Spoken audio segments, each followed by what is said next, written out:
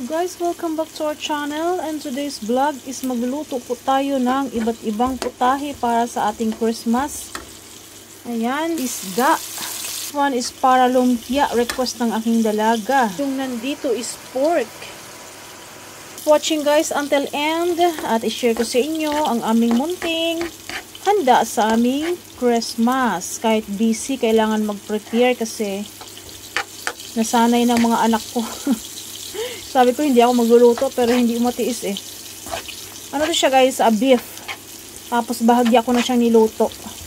At ang halo niya ay carrots lang at saka yung kanina is breadcrumbs. Breadcrumbs para hindi siya yung mag-absorb sa extra na mga water para hindi mabutas yung ating wrapper. So keep watch until end guys. And next is bihon. Simple lang din ang bihon natin. Breast chicken lang at saka carrots with a lots of cabbage. So yun. Ating simplihan lang. Kasi tayo lang naman kakain. So ayan, daming cabbage. Mas maraming cabbage, mas masarap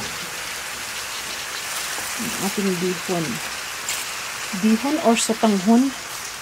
Ano siya eh? Beans noodles. Hindi siya rice noodles. Gawa siya ng beans. And the bihon is mostly cooked na rin. Busy sa kusina.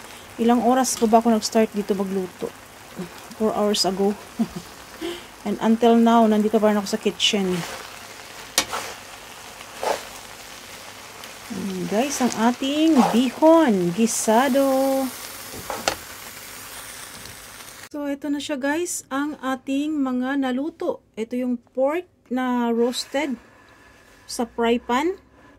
Then, salmon, Kentucky, chicken and beef, lumpia Shanghai or harumaki ang tawag yan dito. Then bihon.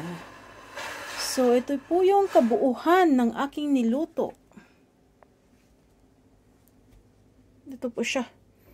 After how many years of cooking, I finished my job. So that's it guys. Merry Christmas po sa lahat. Sana lahat ay nag-i-enjoy sa Christmas na ito. Then sa mga susunod na taon na mga Christmas.